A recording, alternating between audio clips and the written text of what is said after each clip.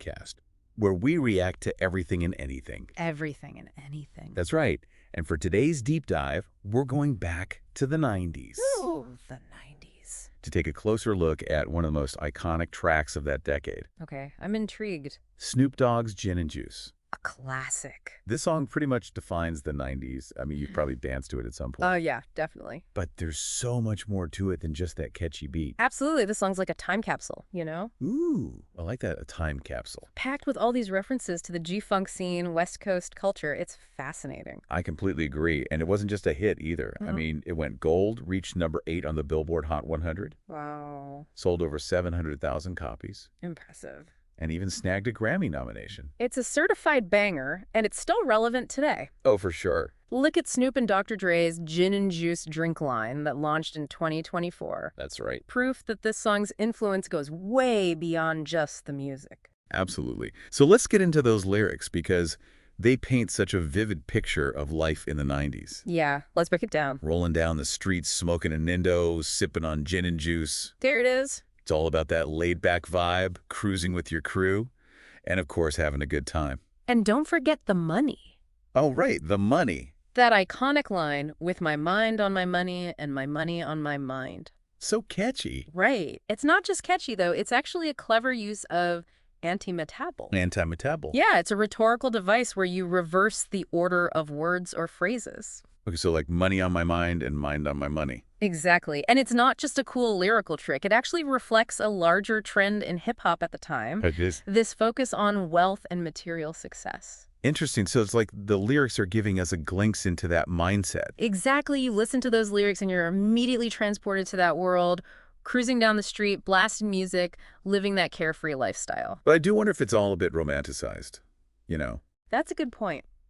We have to remember this song emerged from South Central LA, Right. a place facing real struggles like gang violence and poverty. Yeah, that's a whole other side to the story. Exactly. And G-Funk, with its smooth grooves and tales of partying, offered an escape from that reality.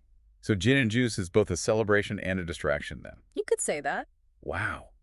It's fascinating how music can reflect these deeper social and economic currents. It really is. And musically speaking, G-Funk itself was a reaction to the harder-edged gangster rap. Oh, really? I didn't know that. Yeah, it incorporated melodic samples, slow tempos, synths, to create a sound that was smoother, more laid back. So it was like a deliberate shift in style. Exactly, a way to create something fresh and new. That's really interesting. But speaking of gin and juice, we can't forget about that iconic music video. Oh man, that video. Teen Snoop throwing a wild house party. So hilarious. Classic. And you know, beyond the humor, that low-budget DIY aesthetic actually had a huge impact on other artists. Really? I didn't realize it was that influential. Oh yeah, you see it in JK1's Tipsy. Oh, yeah. And Ooey even did a shot-for-shot remake featuring Snoop himself. Wow. I had no idea its reach was that extensive. It's pretty incredible. And let's not forget the cameos, Dr. Dre, Warren G, even a young Lil Bow Wow as Snoop's little brother. Oh, that's cute. It's all part of what makes that video so memorable. And there's even comedian Eddie Griffin popping out of a smoke-filled Volkswagen. Right, like where did he even come from? It's just pure 90s gold. Absolutely a true classic in every sense of the word. It's funny you mention that because the Gin and Juice video even got parodied.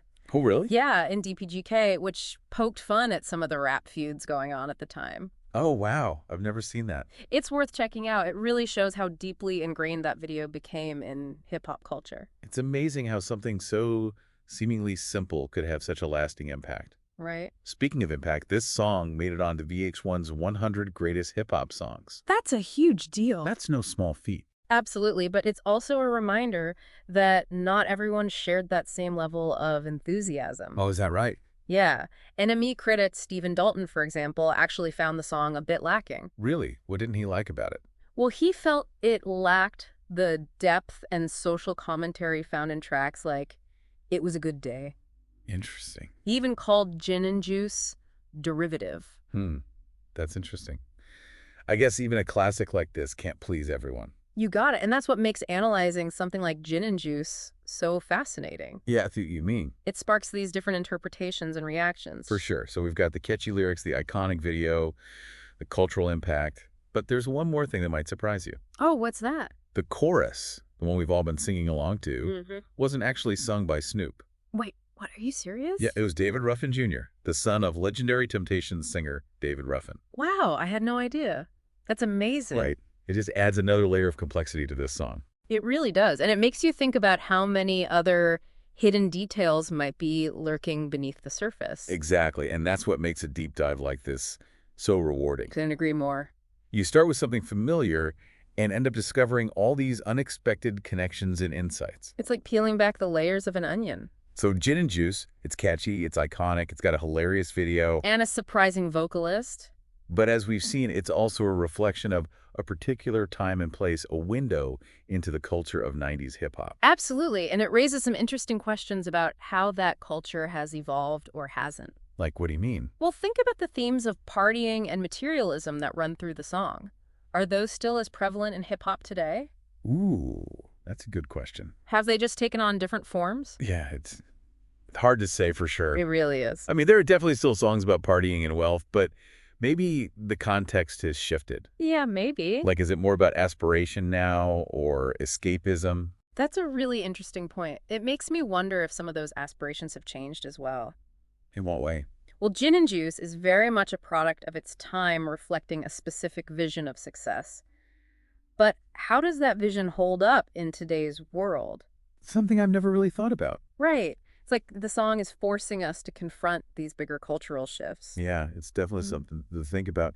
And it goes beyond just the lyrics. Right. Even the video with its house party vibe feels almost nostalgic now. Like, do people even party like that anymore? Right. It makes you wonder if Gin and Juice is more than just a song. It's a snapshot of a cultural moment that's faded into the past. Maybe, but there's no denying its lasting impact. It's still a party anthem. People Yeah. still love it.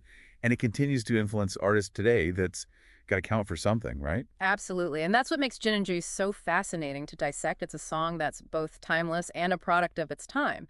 And exploring those contradictions is what makes a deep dive like this so rewarding. Couldn't have said it better myself. Gin and Juice. It's more than just a catchy tune. It's a glimpse into a specific moment in hip-hop history. And it raises some intriguing questions about how culture, music, and society intersect. And it leaves us with plenty to ponder. Has the culture of partying and materialism evolved or just taken on new forms? How has the definition of success changed since Gin and Juice first hit the airwaves?